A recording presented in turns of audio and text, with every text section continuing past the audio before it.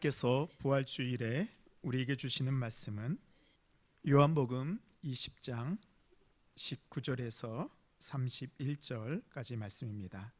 신약성경 184쪽에 있습니다.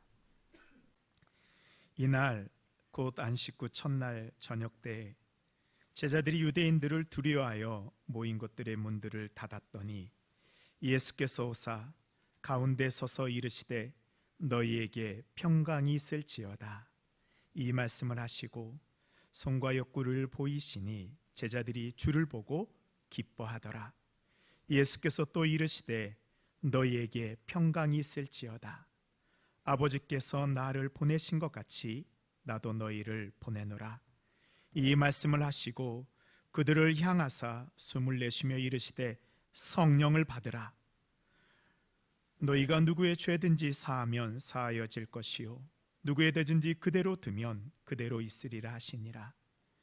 12 제자 중에 하나로서 디두모라 불리는 도마는 예수께서 오셨을 때 함께 있지 아니한지라.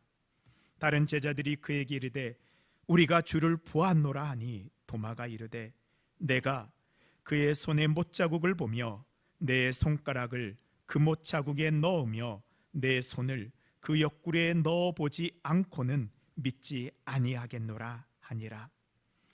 여드레를 지나서 제자들이 다시 집안에 있을 때 도마도 함께 있고 문들이 닫혔는데 예수께서 오사 가운데 서서 이르시되 너희에게 평강이 있을지어다 하시고 도마에게 이르시되 내 손가락을 이리 내밀어 내 손을 보고 내 손을 내밀어 내 옆구리에 넣어보라.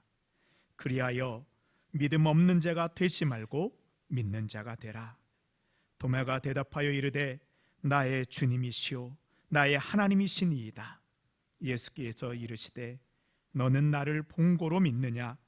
보지 못하고 믿는 자들은 복되도다 하시니라.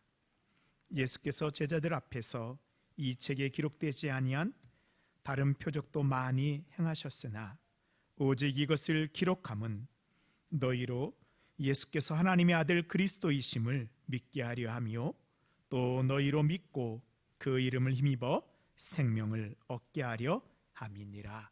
아멘. 이것은 하나님의 말씀입니다. 부활절은 예수님이 죽으셨다가 다시 살아나는 것을 기념하는 주일입니다. 그래서 우리는 다시 살아나는 것을 상징하는 계란을 이웃들에게 나누어주며 예수님의 부활을 지금까지 기념했습니다. 제가 예전에요 예수님을 믿기 전에는 어떻게 죽은 사람이 다시 살아날 수 있어? 이것은 교회에 다니는 사람들만 믿는 거야 라고 생각을 했습니다. 그리고 교회 다니는 사람들은 어떻게 사람 죽었다가 다시 살아날 수 있지? 의문을 가졌습니다. 여러분은 예수님이 부활하신 것을 믿으시나요? 정말이요? 그럼 예수님이 부활하신 것을 본 분 계시나요? 그럼 예수님이 부활하셨을 때 예수님의 손바닥과 옆구리에 나온 그 상처를 만져본 분이 계시나요? 아니, 보지도 못했고 만져보지도 못했는데 어떻게 예수님을 부활하신 것을 여러분은 믿으시나요? 오늘 말씀을 통해서 부활의 신비를 깨닫는 우리 모든 성도님들 되시기를 바랍니다. 아멘. 요즘은 팩트의 시대라고 합니다. 사실인 것만 사람들이 믿습니다. 내 눈으로 확인해야지만 사람들이 진실로 받아들입니다. 이런 시대에 예수님의 부활을 사실이라고 우리는 말할 수 있을까요? 우리가 어떤 일을 사실이라고 할 때는 두 가지가 증명이 돼야 됩니다. 먼저는 과학적 사실과 역사적 사실을 우리는 진실이라고 말을 합니다. 그런 과학적 사실이라는 것은 무엇이냐면 실험을 통해서 반복적으로 증명할 수 있어야지 과학적 사실이라고 말합니다. 그래서 이 과학자들이 논문을 쓸 때 가장 중요한 것이 실험을 통해서 다시 증명할 수 있는가입니다. 근데 예수님의 부활은요 과거에 단 한 번 일어났던 일이고 앞으로도 일어날 수 없는 일이기 때문에 과학적 사실로는 증명할 수 없습니다. 그러면 무엇으로 확인해야 될까요? 예수님의 부활은 역사적 사실로 증명해야 됩니다. 역사적 사실은 과거에 일어났던 일이 사실인 것을 확인하는 과정입니다. 예를 들어 초등학교 수업 시간에 이 광양 앞바다에서 이제 이순신 장군이 거북선을 가지고 왜군을 무찔렀다고 선생님이 알려줍니다. 그럼 학생들이 뭐라고 얘기할까요? 선생님, 우리는 이순신 장군을 보지 못하기 때문에 믿지 못하겠습니다 라고 말한다면 여러분은 뭐라고 이야기하시겠습니까? 정말 답답하지요. 때릴 수도 없고 그렇다고 이순신 장군을 다시 불러올 수도 없잖아요. 그래서 역사적 사실은 다시 재현하는 것이 아니라 과거에 기록된 사건에 대한 기록 그리고 증인을 통해서 사실로 확인되게 됩니다. 부활의 신비의 첫째는 예수님의 부활은 역사적 사실입니다. 우리가 예수님의 부활을 직접 보지는 못하였지만 예수님의 부활이 역사적 사실인 것을 확인해야 되는 중요한 이유가 있습니다. 2000년이 지나는 동안 기독교의 모든 교회는 예수님의 부활 위에 세워졌고 우리의 신앙도 예수님의 부활 위에서 흔들리지 않고 바로 서기 때문입니다. 예수님의 부활을 기록한 역사적인 기록들이 있습니다. 예수님이 십자가에 못 박으라고 재판한 빌라도 총독이 로마 양제 티베리우스에게 보낸 보고서에 보면 예수님의 무덤이 비어 있었습니다 라는 그 보고서가 지금도 트르키예의 성 소피아 성당에 보관되어 있습니다. 그리고 무엇보다도 사복음서를 신약성경을 기록한 모든 사람들이 예수님의 부활을 기록하고 있습니다. 그런데 여러분 혹시 사복음서를 보시면서 예수님의 부활의 사건이 혹시 조금씩 다르게 기록된 것을 여러분 발견하셨잖아요. 빈 무덤을 처음으로 본 사람을 마태복음에서는 막달라 마리아와 다른 마리아가 보았다고 얘기를 하고요. 마가복음에서는 막달라 마리아와 예수님의 어머니 마리아 살로메가 보았다고 하고 누가복음에서는 여인들이 보았다고 하고 요한복음은 막달라 마리아만 나옵니다. 그리고 무덤에 들어가서 천사를 본 장면도 사람에 따라서 조금씩 다르게 쓰여져 있습니다. 그러면 이 성경이 각각 다른 말을 하고 있는 것일까요? 성경을 기록한 사람들이 거짓말을 기록했을까요? 근데 놀랍게도요, 역사가들은 이렇게 조금씩 다르게 기록된 내용이 진실이라고 말을 합니다. 왜냐하면 어떤 사람이 거짓말을 하려고 한다면 모두 다 똑같이 내용을 통일해서 기록을 한다고 합니다. 그런데 이 사복음서 가운데 마가복음이 제일 먼저 쓰여졌습니다. 그렇다면 예수님의 부활이 거짓인데 진짜처럼 만들려면 모든 사람들이 마가복음의 내용과 똑같이 통일해서 기록을 해야 합니다. 그런데 마태, 마가, 누가, 요한이 내용이 다 다릅니다. 그 이유는 이 부활과 같은 엄청난 사건을 어떤 사람이 겪게 되면 그 일을 겪은 충격으로 인해서 그때의 기억이 사람마다 조금씩 선택적으로 다르게 기록된다는 이야기입니다. 사람들은 자신이 중요하다고 생각하는 것을 선택적으로 기억하는 특성을 가지고 있습니다. 그래서 여러분들 오늘 식당에 가셔서 맛있는 음식을 가족들과 먹잖아요. 그러면 모든 가족들이 똑같이 기억하나요? 아니에요. 자신이 먹은 음식, 맛있게 먹은 음식만 기억을 합니다. 그래서 이것은 틀린 것이 아니고 지극히 정상적인 과정입니다. 예수님의 부활이라는 엄청난 사건을 만나게 되면 그 일을 겪은 사람들은 조금씩 다르게 기억하고 그 내용도 조금씩 다르게 기록된 것입니다.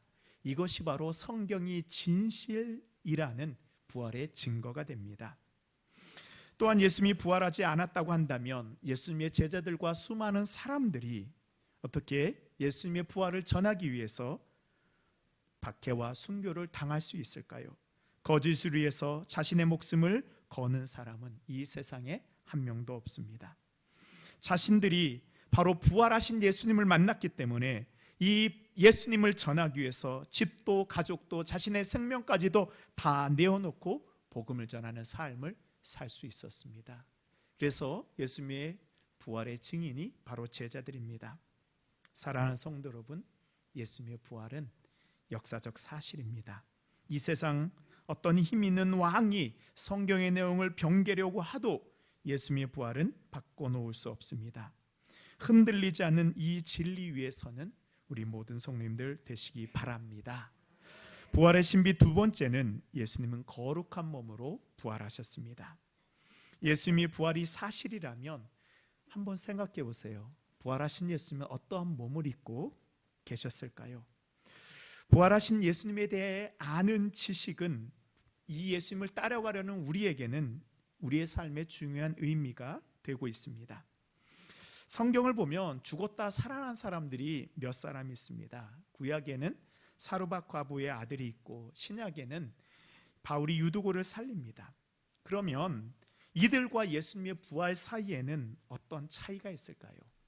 우리가 잘 알고 있는 요한복음 11장에 보면 나사로가 죽었다가 살아나게 됩니다. 근데 성경은 나사로가 살아났다고 하지 부활했다고 하지 않습니다. 나사로는 예수님의 능력으로 살아났습니다. 육체의 소생이라고 할 수 있습니다. 나사로의 육체는 소생하였지만 시간이 지나서 나사로는 언젠가 다시 죽게 되었을 것입니다. 그래서 이것은 나사로가 살아난 것은 완전한 부활이 아닙니다. 그럼 예수님의 부활은 무엇인가요? 예수님의 부활은 단순한 육체의 소생이 아닙니다. 부활하신 예수님의 영광의 몸, 곧 부활체가 되셨습니다. 오늘 말씀 19절을 우리 함께 읽도록 하겠습니다. 이날 곧 안식 후 첫날 저녁 때에 제자들이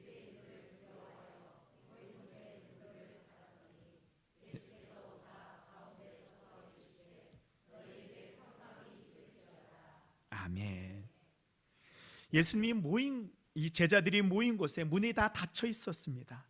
근데 예수님께서는 제자들 한가운데 나타나셨습니다. 이 부활체이신 예수님께서는 벽과 문이라는 공간의 제약을 받지 않고 그 안으로 들어가셨습니다. 또한 예수님께서는 제자들과 함께 떡도 생선도 드시며 식사를 하셨고 제자들에게 나의 살과 나의 뼈를 만져보라고 하셨습니다.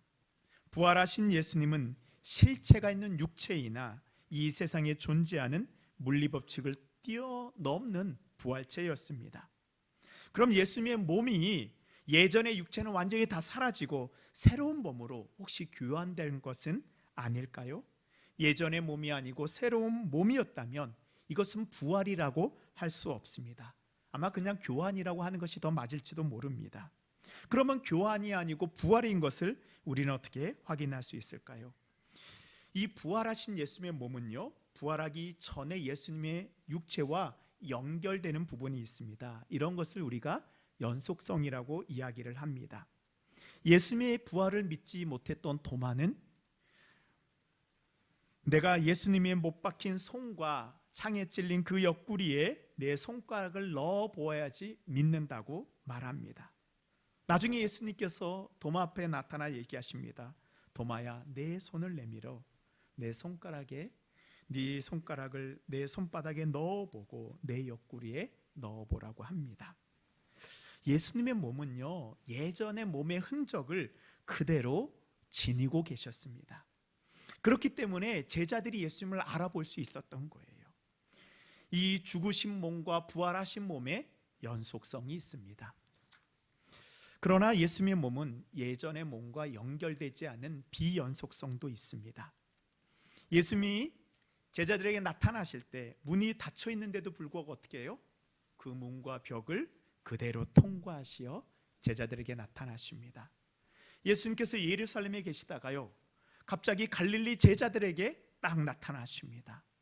시간과 공간을 초월하는 이 세상의 물리법칙을 뛰어넘는 모습입니다.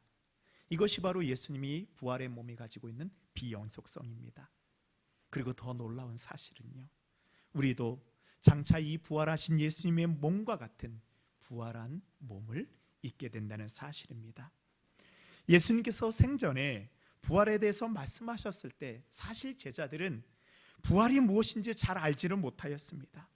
근데 이제 정말로 부활하신 예수님이 자신들 눈앞에 나타나자 이제 제자들은 예수님의 부활이 어떤 의미를 가지는지 그 부활의 의미를 깨달아야만 했습니다. 이것이 바로 우리 기독교의 가장 중요한 지점이 됩니다. 이 초대교회 당시에 이 유대교 분파 가운데 부활을 믿는 바리새파가 있었습니다. 바리새파들은요, 부활에 대해서 이렇게 이야기를 하고 있었습니다. 하나님께서 의인의 억울함을 풀어주고 그들이 올바른 삶을 살았다고 증명해 주는 것이 부활이라고 생각하였습니다. 어떤 사람이 하나님 앞에 의로운 삶을 살다가 고통을 당하여 죽었습니다. 그럼 우리의 마음속 깊은 곳에서는 하나님을 원망합니다. 구약 성경의 욥과 같은 경우입니다. 욥은 의인인데 갑자기 고난이 닥쳐옵니다. 하나님, 왜 의인이 고통을 당하고 죽어야 합니까? 우리도 이런 경우를 당합니다. 내가 하나님 앞에 바로 살려고 노력하고 나는 나쁜 짓도 하지 않았는데 왜 나에게 이런 고난이 옵니까? 주변에서 이런 사람을 만날 수도 있습니다. 그때 바리새인들은요, 하나님께서 이 의인들에게 새로운 생명을 주셔서 그들이 옳다라는 것을 증명해 준다고 믿었습니다. 그것이 바로 부활입니다. 그리고 그 부활은 언제 일어나는가? 이 세상의 종말 마지막 때에 일어난다고 생각하였습니다. 마지막 시대를 다른 말로 하면 무엇인가요? 밤이 깊어야 새벽이 올 수 있듯이 끝이 있어야 새로운 시작이 열릴 수 있습니다. 그래서 마지막 시대는 새로운 시대입니다. 마지막 시대는 하나님을 반역하고 의인을 박해하는 악인의 종말입니다.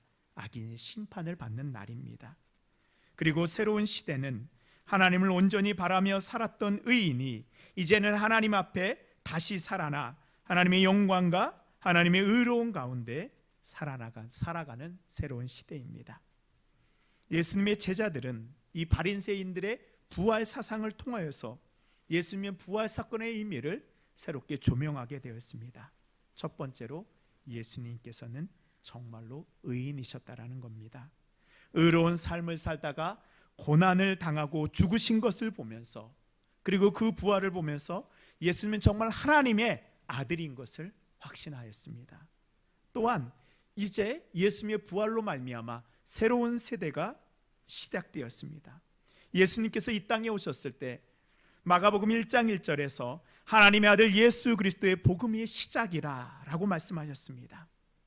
예수님의 부활을 통해서 이 새로운 시대, 복음의 시대가 열리게 되었습니다. 제자들은 예수님이 가르쳐준 주기도문의 뜻을 깨닫게 되었습니다. 뜻이 하늘에서와 같이 이 땅에서도 이루어지는 일, 바로 부활 사건을 통해서 이 주기도문이 완성되는 것을 알게 되었습니다. 예수님께서 부활하신 몸을 입고 하늘에 승천하셨습니다. 그럼 예수님이 승천하신 그 하늘은 어떤 곳일까요? 별들이 이렇게 반짝반짝 빛나는 우주일까요? 아니요, 그 정도가 전부가 아닙니다. 하늘은 하나님의 통치가 실현되는 공간입니다. 하나님의 온전한 통치가 이루어지는 영적인 공간입니다. 하나님의 온전한 통치가 부활하신 예수 그리스도를 통해서 이 땅에서 이루어지게 되었습니다. 우리는 하늘나라 천국 생각하면 죽어서 가는 천당만을 생각합니다. 만일 예수님의 부활이 없었다면 아마 우리가 생각하는 천당은 죽어서 가는 그곳이 맞을 수도 있을 것입니다. 그러나 부활하신 예수님을 통해서 천국은 죽어서 가는 영혼들의 세계가 아니고 부활한 몸을 입고 사는 사람들이 사는 하나님의 나라인 것을 알려주셨습니다. 우리도 신령한 몸으로 부활하신 예수 그리스도와 같이 하나님께서 우리를 부활한 몸으로 변화시켜 천국에 갈 것을 확신하는 것, 이것이 그리스도인의 소망입니다. 이제 우리가 예수님의 부활을 믿는다면 우리도 예수님과 같은 거룩한 부활체입니다. 예수님의 부활체가 세상에 계실 때 몸의 연속성을 가진 것 같이 우리도 세상의 몸과 연속성을 가지고 있습니다. 그래서 부활하신 예수님은 우리 안에 모셨음에도 불구하고 우리는 여전히 세상의 고통과 어려움에서 흔들리게 됩니다. 또한 그러나 예수님의 부활하신 몸이 비연속성을 가진 것 같이 이제 우리는 예수님의 부활하신 몸으로 말미암아 세상의 모든 어려움과 세상의 고통, 세상의 죽음을 끊어내고 이제는 예수 안에서 새로운 삶을 살아갈 수 있는 그런 부활체가 되었습니다.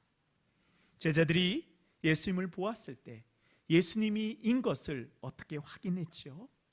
바로 도마를 통해서 그것을 확인했습니다. 예수님의 몸에 난 거룩한 성은을 보고 알게 되었습니다. 그러면 이제 예수님과 함께 부활할 우리에게도 이런 거룩한 흔적이 있을 것입니다. 그것은 바로 그 이 땅에서 예수님을 온전히 사랑하고 섬긴 흔적입니다. 다른 것은 다 사라진다고 할지라도 예수님을 사랑하고 섬긴 사랑의 헌신, 주님을 위해서 받은 박해와 어려움의 상처는 우리에게 거룩한 흔적이 되어서 부활한 우리 몸에 마지막 그때까지 남아있을 것입니다. 그리고 우리가 가진 그 흔적을 보고 하나님께서는 우리를 하나님의 나라로 들어가게 하여 주실 것입니다. 우리가 거룩한 몸에 대해서 알게 되면요, 하나님도 바로 깨닫게 됩니다. 사도 바울은 고린도전서 13장 12절에 이렇게 이야기합니다. 우리가 지금은 거울로 보는 것 같이 희미하나 그때에는 얼굴과 얼굴을 대하여 볼 것이요 지금 내가 부분적으로 아나 그때에는 주께서 나를 아신 것 같이 내가 온전히 알리라. 우리가 거룩한 부활의 몸을 입으면요, 우리는 하나님이 어떤 분인지 확실히 알고 하나님 나라를 보고 하나님의 영광을 깨닫고 감격하며 살아갈 수 있습니다. 그리고 이 땅에서 그동안 우리가 가지고 있던 수많은 한계를 뛰어넘어 천국을 바라볼 수 있는 믿음의 눈을 가집니다. 하나님의 말씀을 듣고 천국의 비밀을 깨닫는 귀를 가지게 될 것입니다. 마지막으로 우리는 성령님을 통해서 부활을 이 땅에서 먼저 경험하게 됩니다. 부활하신 예수님이 제자들에게 나타나자 제자들은 예수님을 보고서도 두려워 떨었습니다. 부활을 이해하지 못했습니다. 그러자 예수님께서 제자들에게 어떻게 하시죠? 정말로 중요한 말씀 22절입니다. 우리 함께 읽겠습니다. 시작. 이 말씀을 하시고 성령을 받으라. 아멘. 두려워 떨고 있는 제자들에게 예수님 말씀하십니다. 성령을 받으라. 제자들에게 성령을 불어넣어 주십니다. 그러자 제자들은 비로소 부활하신 예수님을 알아보고 예수님과 대화도 하고 예수님과 식사도 하며 거룩한 부활체가 되신 예수님과 함께 동행하게 됩니다. 이 땅에 살아가는 우리는 마지막 날에 예수님과 함께 부활의 몸을 입게 되어 새하늘과 새 땅에서 영원한 하나님 나라의 백성으로 살아가게 될 것입니다. 그러나 이것이 전부가 아닙니다. 예수님께서 우리에게 이 성령을 주신 이유가 여기에 있습니다. 그 마지막 날이 이르기 전에 성령의 임재를 통해서 우리는 예수님의 부활을 나의 부활로 믿게 되고 예수님의 부활을 나의 삶 가운데 경험하며 살아가게 됩니다. 이 땅에서 마지막 그 날이 이르기 전에도 우리는 부활하신 예수님과 함께 동행하는 그 은혜를 누리게 될 것입니다.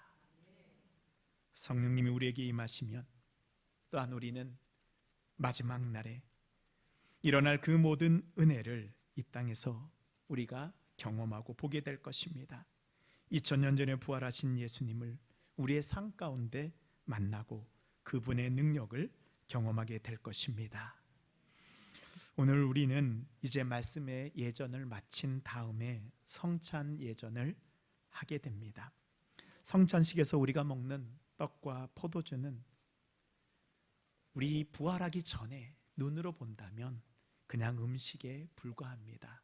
그러나 성령이 우리에게 임하고 난 다음에는 이제 그냥 음식이 아닙니다. 성령의 임재를 통해서 우리로 하여금 예수님과의 연합함을 경험하게 합니다. 그래서 우리는 성찬식을 통해서 주님과 함께 죽고 주님과 함께 다시 살아나는 기적을 누리게 됩니다. 사랑하는 성도 여러분, 부활하신 예수님과 연합하는 자마다 새로운 생명이 시작되었습니다. 죽음에서 생명으로, 절망에서 소망으로 변하였습니다. 성령의 임재를 통하여서 부활의 신비를 경험하며 하나님의 나라가 우리의 삶 가운데 이루어지고 우리가 이 땅 가운데 주님의 백성으로 살아가게 될 것을 믿습니다.